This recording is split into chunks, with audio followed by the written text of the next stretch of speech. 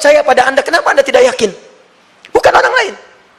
Jadi mustahil Allah memberikan ujian berat kalau Anda nggak sanggup. Karena cuma Anda yang sanggup, Anda yang dikasih. Makanya jangan mengeluh. Jangan katakan, ya Allah, kenapa saya, ya Allah? Why me? Kata Allah, why not? Kamu yang bisa. Yang lain tidak. Dan tanpa harus Anda menuliskan status. Memang cuma saya yang sanggup. Oh, Masya Allah. Gak usah. Bismillahirrahmanirrahim.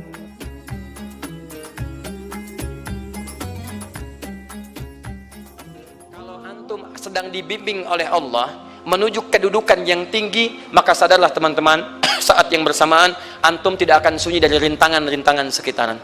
Catat itu baik-baik. Anda kedudukan biasa, naik luar biasa, maka hambatannya itu akan semakin meningkat, tidak sama dengan sebelumnya.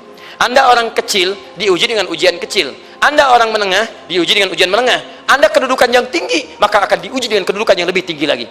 Maaf, Allah tidak akan menguji dedaunan dengan angin yang menerpa akar. Pasti berbeda. Karena angin ketika kedudukan semakin tinggi, maka angin semakin kencang akan menerjangnya. Yuk kita turunkan. Jenis ujiannya bisa 3. Perhatikan baik-baik. Sini. Kedudukan bersanding dengan ujian. Kalau rumus fisikanya, F berbanding lurus dengan P. Gaya berbanding lurus dengan tekanan. Jadi kalau antum misalnya, rumus asalnya F1 sama dengan F2, gaya gerak sama dengan gaya dorong. Kalau dikembangkan ke sini, tenaga kecil begini, maka yang bunyi kecil. Kalau besar, semakin besar lagi. Nah, memahami rumus ini, F sama dengan P. F berbanding lurus dengan tekanan. Ada gaya tekanan juga yang cukup kuat. Ketika antum pukul kencang, suara kencang. Tapi ini lebih sakit kan? Tekanannya lebih kuat. Itu agak berbeda. Itu dalam persepsi positif. Dalam persepsi negatif juga bisa. Gaya berbanding lurus dengan tekanan. Semakin orang banyak gaya, semakin tertekan hidupnya. Ya?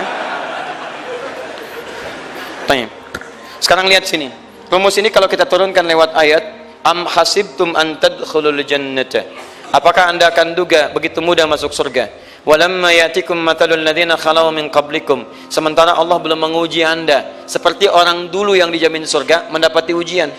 Apa jenis ujiannya? Ini manhaj hidup kita dan kita berhenti di sini. Maaf, saya mungkin hanya 5 ayat dulu untuk hari ini ya. Massathumul ba'sa. Ujian pertama disebut dengan ba'sun. Jamaknya ba'sa. Ba'sa. Ini masih ringan. Misal, jarang ke masjid, sekarang mulai ke masjid. Begitu antum ke masjid, Allah kasih ujian sesuai dengan kadar niat antum. Kasih hujan gerimis. Ke masjid gak? Itu ba'sun. Begitu antum ke masjid, orang Arab katakan, nazil matar, turun hujan. La ba's, la ba'sa, la ba'sa. Gak ada masalah. La ba'sa, tidak ada masalah. Serap ke dalam bahasa Indonesia lewat labas. Labas lewat. Ringan. Berarti kalau antum diuji dengan yang ringan, maka antum kadarnya masih ringan, akan dinaikkan kepada yang menengah. Akan yang menengah. Hati-hati betul. Kalau antum belum lulus yang di sini, maka antum akan terus sampai di sini, sampai lulus di sini. Sampai lulus. Antum mau berangkat ke masjid gerimis bisa. Tiba-tiba nggak jadi di rumah. Istri antum mengatakan, "Pak, kok nggak ke masjid? Hujan mah, kan cuman gerimis, takut teriak, Masya Allah." Padahal antum misalnya belum kuat untuk berangkat, maka antum akan terus diuji di sini. Lihat rumusnya, Quran surah kedua ayat 286. La yukallifullahu nafsan illa, Allah tidak akan pernah menguji seorang hamba di luar kadar kemampuannya. Jadi kalau antum masih ujian yang ringan, antum diberikan yang ringan. Antum naik menengah, diberikan yang menengah. Antum naik lagi level tinggi, diberikan ujian yang berat. Menengahnya disebut dengan darrun. Wad-darra, dari ba'sun jadi darrun. Jamaknya darra. Sudah menyakiti fisik. Kena fisik. Sudah melukai. Hujannya makin deras. Ya. Kalau dalam kehidupan, yang ini mungkin celaan biasa. Duh, sudah berubah ya. Masya Allah. Sekarang jilbabnya sudah panjang. Masya Allah. Duh, semakin panjang ya. Nyaingin Batman ya. Masya Allah. Udah banyak. Begitu sudah mulai pakai cadar, ninja. Oh, Masya Allah. Dorra, sudah nggak enak ke fisik. Dorrun.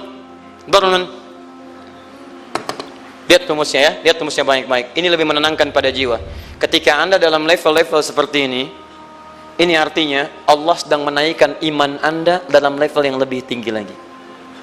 Jadi ketika ada celaan menghunjam dalam lisan seseorang, sudah mulai menyakiti, itu sebetulnya pengakuan dari Allah lewat lisan orang itu bahwa Anda sedang diangkat keimanan pada tingkat yang lebih tinggi.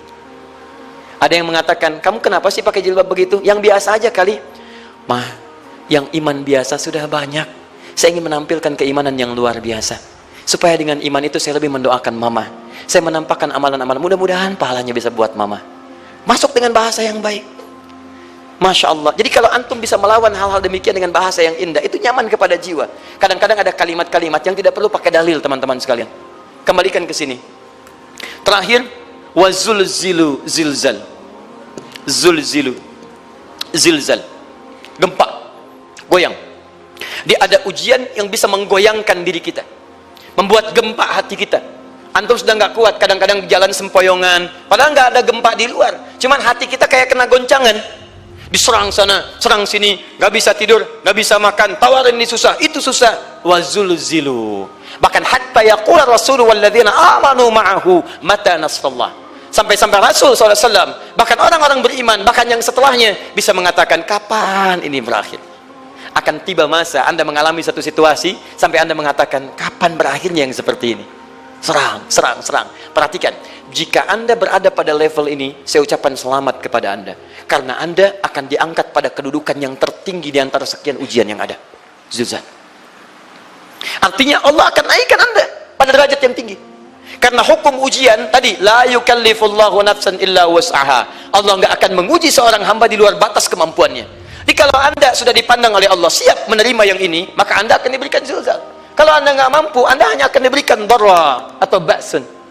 Dimohon maaf, kalau di antara jamaah yang hadir saat ini, Anda merasa sedang punya masalah yang berat, membuat hati Anda goyah, saya ucapkan pada Anda, dari sekian hamba Allah yang ada di muka bumi, cuman Anda yang diberikan itu. Artinya Allah akan mengangkat derajat Anda. Ayo bahagia. Dan yakinlah, bukan orang lain yang dititipkan, Anda yang diberikan. Allah percaya pada Anda, kenapa Anda tidak yakin? Bukan orang lain. Jadi mustahil Allah memberikan ujian berat kalau Anda nggak sanggup. Karena cuma Anda yang sanggup, Anda yang dikasih. Makanya jangan mengeluh. Jangan katakan, ya Allah, kenapa saya, ya Allah? Why me? Kata Allah, why not? Kamu yang bisa. Yang lain tidak. Dan tanpa harus Anda menuliskan status. Memang cuma saya yang sanggup. Oh, Masya Allah. Gak usah. Sadari. Kalau bukan sayang, Allah itu punya sifat adil. Nggak mungkin menukar sesuatu di luar kadarnya. Antum tahu cicak? Halo? Jangan katakan wallahu alam, cicak. Cicak, baik. Bagaimana aktivitasnya? Merayap. Di mana? Dinding. Apa makanannya? Nyamuk. Nyamuk bagaimana aktivitasnya? Terbang. Pertanyaan saya, di mana keadilan Allah menjadikan makhluk yang merayap makanannya terbang? Kalau nyamuk masuk kategori pertama tadi, pintar dan tahu dirinya pintar, jadi mainan cicak. Cicak, ayo tangkap. Cicaknya cuma merayap, dianya terbang. Beruntungnya nggak ada nyamuk yang jenius. Tapi yang paling hebat, perhatikan bagaimana lisan orang tua kita menanamkan kalimat-kalimat untuk menanamkan tauhidullah subhanahu wa ta'ala. Cicak diam merayap. Perhatikan, yang Allah tuntut pada cicak, merayap kamu. Walaupun cuma diam-diam. Lihat baik-baik, diam-diam merayap. Datang seekor, Masya Allah, ketika dia merayap, nyamuk datang. Lihat, bukan cicak mendatangi nyamuk, tapi nyamuk mendatangi cicak. Kalau cicak tidak merayap, mustahil nyamuknya datang. Allah hanya tunjukkan, kamu merayap ya, nyamuk datang. Sekalipun dia merayap, cuman diam-diam, nyamuknya datang. Jadi hukum Allah itu kalau dipatuhi, nikmat kehidupan. Cicak gak merayap, nyamuk gak datang. Cicak merayap, nyamuk datang. Datang seekor nyamuk. Setelah itu, silakan. Jadi kalau kita teman-teman ikuti hukum Allah, mau berat, alhamdulillah. Mau ringan, alhamdulillah. Ya mau sedang, alhamdulillah. Begitu diangkat, artinya ada pengakuan dari Allah, iman kita akan diangkat.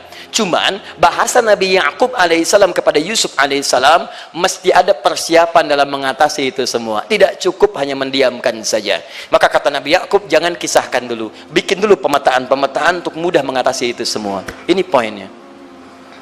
Anda harus punya rencana.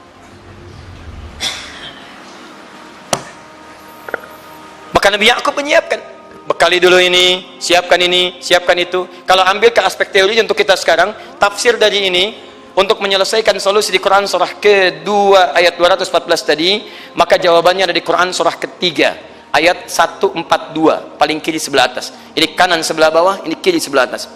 Dan awal ayatnya dibuka dengan kalimat yang sama. Perhatikan, Al-Baqarah ayat 214 kalimatnya menggunakan am hasibtum an tadkhulul jannah. Ali Imran 142 am hasibtum an tadkhulul jannah.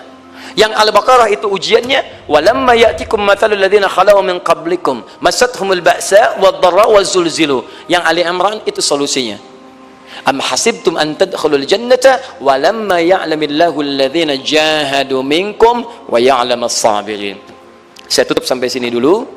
Teman-teman perhatikan, walamma, sedangkan Allah ya'lamillahu alladzina jahadu minkum, belum melihat kesungguhan Anda untuk mengatasi berbagai persoalan kehidupan itu. Kalimat jahadu, akar katanya dari kata al-juhdu, serius, sungguh-sungguh. Jadi kalau persoalan Anda ingin segera selesai, Anda mesti serius.